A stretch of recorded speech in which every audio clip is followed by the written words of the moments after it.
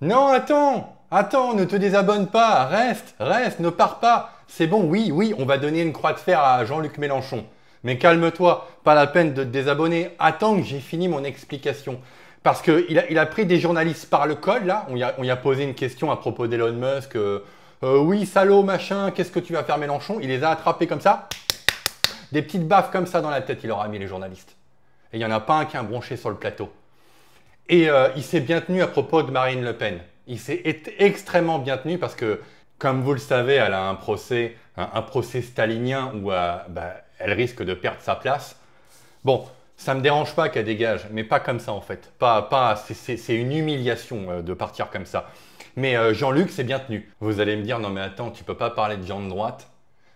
Moi, je veux bien parler de gens de droite, mais à part Sarah Knafo qui sort des scuds à la seconde dans tous les plateaux télé, il y a qu'elle qui fait ça à droite. Je ne vais pas faire une vidéo tous les jours sur elle. Oui, c'est de Bardella que je parle, là, que je vise explicitement. Parce qu'il s'est encore humilié sur BFM TV, on va voir ça. Voilà. Qu'est-ce que je voulais dire d'autre? Ah, attends. Hop. Si t'es de gauche, là, si t'es de gauche et que tu me regardes, t'as vu Mélenchon? Non, c'est une chaîne de droitardés. Tu peux te casser. Tu dislikes avant, tu m'insultes ma maman, et puis tu t'en vas. Eh bien écoutez, en avant. Vous avez à propos de stratégie une petite question rapide, Elon Musk. C'est le site, le réseau Twitter dont vous vous servez beaucoup, X absolument, anciennement Twitter.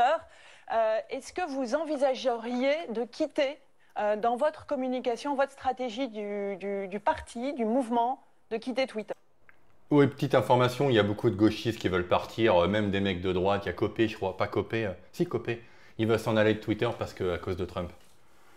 Casse-toi, rien à foutre. Putain, t'es qui François Copé, putain? Qui se souvient de toi? De quitter X. On n'en a pas parlé, on verra, mais moi je suis... très proche de Donald Trump. Moi je suis sur la ligne, on va partout, parce qu'il n'y en a pas un meilleur que l'autre. Même si c'est de la désinformation, pardon? Même si c'est un site marqué par de la... Écoutez. Désinformation d'un proche de Donald Trump. Bah, si on doit fermer les sites marqués par de la désinformation, on peut supprimer la moitié de la télé publique et les 3/4 des télés privées. Bah Boum dans la tête.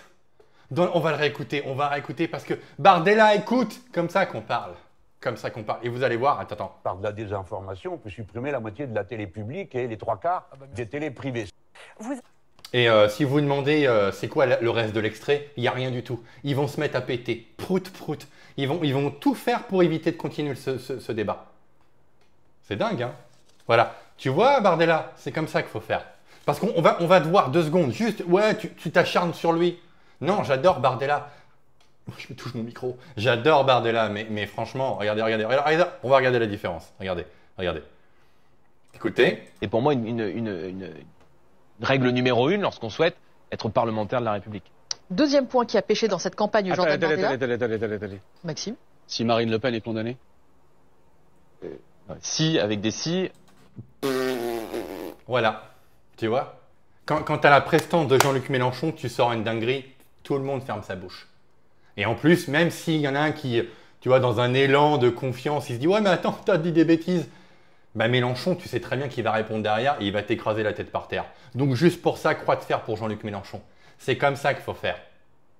Voilà. Et en plus, il a raison.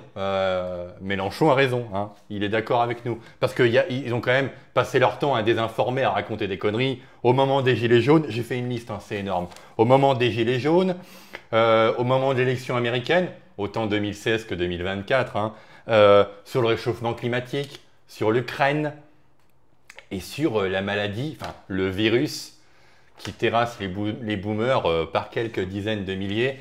Et on a dû enfermer toute une population pour ça. Avec un vaccin qui, aujourd'hui, on se rend compte... Alors, je vais avoir un signé en dessous de ma vidéo. Je vais peut-être couper ce passage-là. Non, vive Pfizer. Vive Pfizer.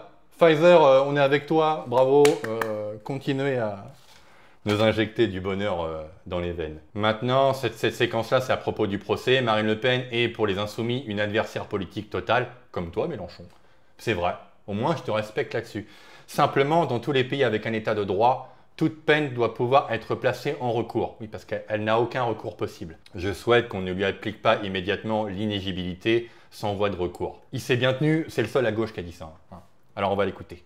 Mais en fois 1,5, parce qu'il n'est pas question que je me tape Mélenchon trop, c'est quand même beaucoup, faut pas trop me demander, d'accord? Nous, les insoumis, nous tenons le même discours sur le droit, qu'on soit en France ou ailleurs dans le monde. Partout ailleurs dans le monde où la justice essaye d'empêcher l'élection d'opposants, nous demandons qu'on n'applique jamais cette peine sans que toutes les voies de recours soient épuisées. Qu'est-ce que c'est une voie de recours? Donc ce qui vaut pour ça... C'est le droit de faire appel. Donc ça vaut pour Marine Le Pen. Mais, bien sûr, et je vais dire pourquoi ça ne change pas non plus à la tête du client. Madame Le Pen est un adversaire politique total pour nous.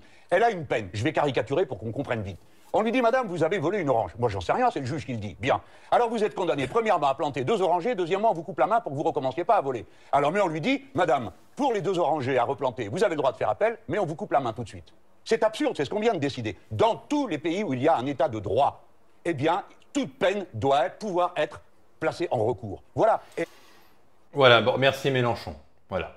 Donc, deuxième croix de fer, ou une croix de fer en or, je ne sais pas. Vous me direz dans les commentaires ce qui vous ferait le plus plaisir. Alors, est-ce qu'il fait ça parce qu'il a des casseroles derrière lui? Je ne sais pas. Peut-être pour protéger sa petite copine Kirikou, comment ça s'appelle? Kirichou, je ne sais plus comment ça s'appelle. Peut-être pour la protéger. Mais au moins, il le dit, tu vois. Par contre, si Marine Le Pen, il s'avère qu'elle est vraiment coupable, on fera une vidéo et je vais la plomber. Hein, parce que c'est ignoble. Pour l'instant, moi, je pense qu'elle n'a rien fait. Elle n'est pas si bête. Elle est... Vous comprenez ce que je veux dire, quoi. Elle n'est pas si conne pour taper dans la caisse. J'y crois pas du tout. Je n'y crois pas une seule seconde. Bon, allez, dernière petite séquence. Cette fois, c'est Jean-Marie Le Pen. Parce que même Jean-Marie Le Pen a dit du bien du leader charismatique de la France Insoumise. Oui. Et vu que Jean-Marie Le Pen a été hospitalisé hier et que tout va bien, je vois que Twitter s'est réjoui de sa mort, presque. Ils ont quasiment sorti le champagne. Ben non, le vieux, il est encore là. Le menhir ne bougera pas. Chialer, allez on chiale. Et ce qui est dommage, c'est qu'une fois qu'il disparaîtra, Jean-Marie, on n'aura plus d'homme politique de sa trempe. Et là, bon, c'est un extrait où il veut discuter, où Jean-Marie veut discuter avec Jean-Luc Mélenchon. Alors on l'écoute, parce que même Jean-Marie est d'accord avec moi, je suis sûr. Discuter avec M. Mélenchon. Moi, j'offre un débat à M. Mélenchon.